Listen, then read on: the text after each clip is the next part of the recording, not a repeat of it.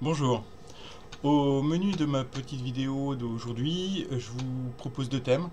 Le premier thème, c'est faire un petit point sur le Bitcoin, sachant qu'effectivement c'est un sujet qui intéresse pas mal de monde en ce moment. Et notamment, je vous parlerai de la création de deux ETF orientés blockchain qui ont été lancés cette semaine aux États-Unis.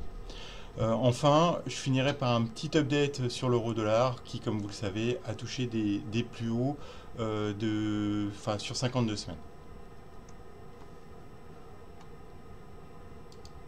Donc si on regarde, je vous dresserai une vision long terme du Bitcoin pour voir un petit peu où est-ce qu'on en est sur cette devise virtuelle.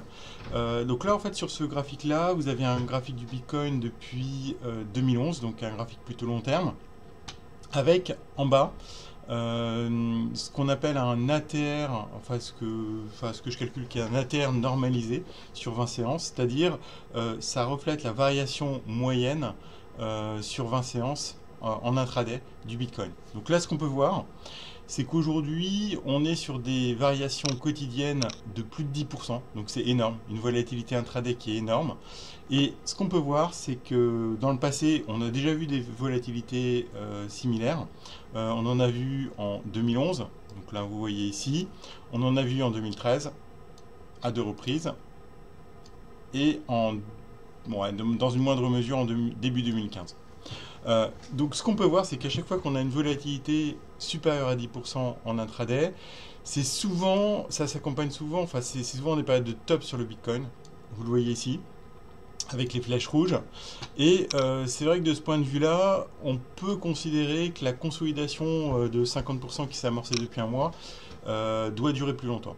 Voilà, donc ça sur le long terme, je suis pas convaincu que le Bitcoin va tout de suite reprendre sa tendance haussière. Après, sur le court terme, ça j'ai fait un petit point, c'était mardi je crois, dans mon mail daily.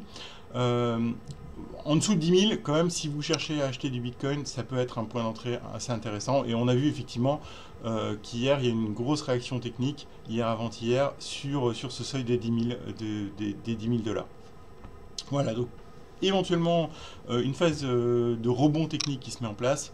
Mais après, moi, j'irai pas jouer un retour sur les tops tout de suite. Si le thème du Bitcoin vous intéresse, je vous encourage à aller voir deux ETF qui viennent d'être lancés. Je crois qu'ils ont été lancés mercredi. Le premier, j'ai mis les codes Bloomberg, c'est Block US. Vous avez la composition de l'ETF ici. Donc un ETF, on voit avec des valeurs sous-jacentes qui sont quand même assez costauds. On retrouve notamment Nvidia, Taiwan Semiconductor, donc des sociétés, ou IBM aussi, donc des sociétés qui sont bien installées et qui sont clairement bénéficiaires. Euh, donc là le bloc US, lui, est un tracker actif, c'est-à-dire que c'est géré par une société qui a un modèle derrière pour déterminer les pondérations des sociétés. Et vous avez un deuxième ETF qui, lui, a un tracker passif, le BLCN US. Donc là, en fait, dont l'objectif est de répliquer un indice qui est le Nasdaq Blockchain Economy Index. Donc là, je vous ai mis le graphique ici. Comme vous le voyez, en fait, c'est un indice qui a été lancé début décembre 2017, donc très peu d'historique, c'est un peu le problème en tant que technicien. Mais néanmoins, on voit que c'est un indice qui a plutôt bien performé depuis un peu plus d'un mois, avec une petite contre-performance depuis que le Bitcoin a amorcé sa chute depuis à peu près 1 ou 2 semaines. Voilà, mais une tendance qui reste résolument haussière. Donc deux trackers effectivement à surveiller avec cet indice, le Nasdaq Blockchain Economy Index. Deuxième thème que je voulais aborder avec vous, c'est l'euro-dollar. On voit qu'effectivement la semaine dernière, il y a une rupture technique assez importante. Donc pour rappel, moi j'étais toujours dans une logique plutôt haussière de fond sur l'euro-dollar. On le voit bien en termes de vague d'Elliott.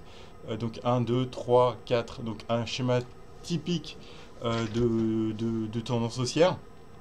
Donc pour l'instant, je maintiens ce schéma haussier qui se passe plutôt bien. Après, c'est pas pour autant que j'anticipe un vrai bull market durable et sur l'année 2018. On n'en est pas là. Donc pour l'instant, on est probablement dans cette vague 5. Donc une tendance haussière en place avec un objectif éventuellement vers 1,25. Donc ce 1,25, je le retrouve en point figure. Donc là, on voit que le point figure est passé clairement haussier sur la fin 2017 avec un objectif à 1,25 qu'on retrouve ici. Donc une target horizontale. Dernier graphique que je voulais vous montrer, c'est une tendance un petit peu plus long terme de l'euro-dollar. Donc là, on voit que malgré l'amélioration technique qui est observée depuis l'année passée, on est très loin d'être dans une tendance haussière de fond sur l'euro-dollar. Et ce qui est assez intéressant, c'est qu'on a vraiment des grosses résistances graphiques dans la zone des 1,25, 1,26. Donc vous voyez, c'est la droite de résistance qui s'est formée depuis 2008. Voilà, donc à voir en tête. 1,25, 1,26 comme target sur l'euro-dollar, mais ça va être assez compliqué d'aller bien au-delà dans les mois qui viennent, à mon avis. Je vous souhaite une très bonne journée et puis un très bon week-end. Merci.